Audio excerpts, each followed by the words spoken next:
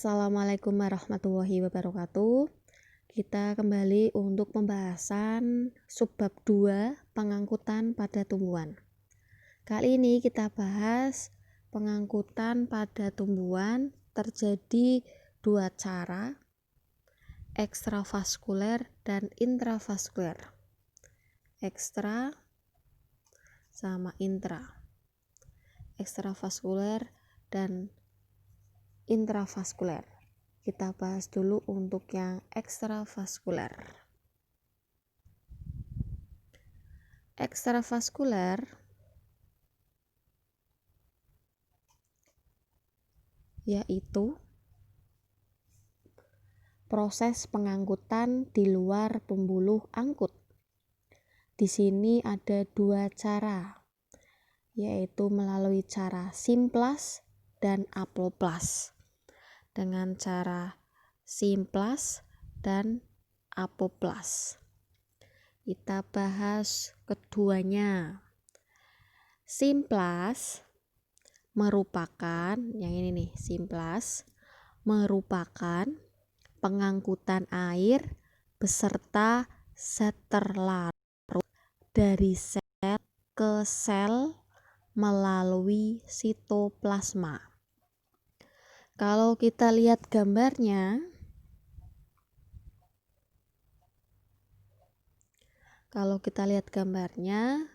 simplas itu kan tadi Bu Ratna bilangnya adalah pengangkutan air itu melalui sitoplasma. Oke, berarti kalau sitoplasma itu berarti kan di dalam sel. Kalau ini yang kalian lihat ini adalah sel, ada 4 sel. Sel epidermis, sel korteks, sel endodermis, dan sel perisikel. Ada 4 sel. Dan tadi Bu Ratna bilang proses pengangkutan air tersebut melalui sitoplasma. Berarti dia di dalam sel, bukan di luar sel. Di dalam sel.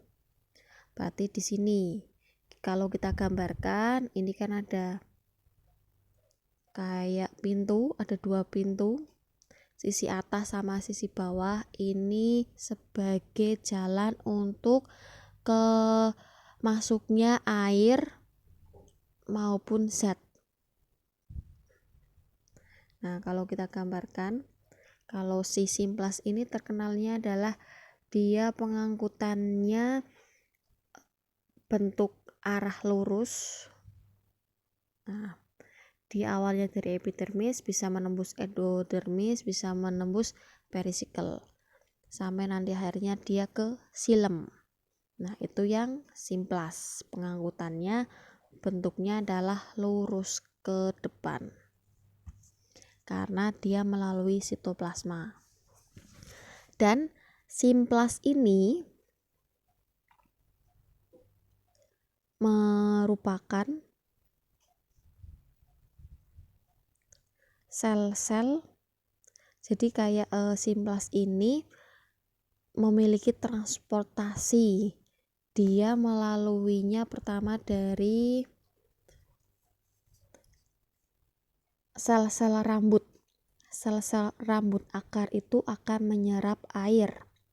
Ketika sudah menyerap air atau zat, dia akan masuk ke epidermis. Setelah masuk ke epidermis, dia masuk ke korteks, masuk ke endodermis, dan masuk ke perisikel, yang nantinya dia akan berujung di bagian xilem. Oke, itu proses pengangkutan simplas. Pada sistem simplas, perpindahan air tanah terjadi secara osmosis. Ingat, osmosis. Dan secara transport aktif. Masih ingat osmosis sama transport aktif? Kalau lupa silakan buka lagi catatannya tentang osmosis dan transport aktif.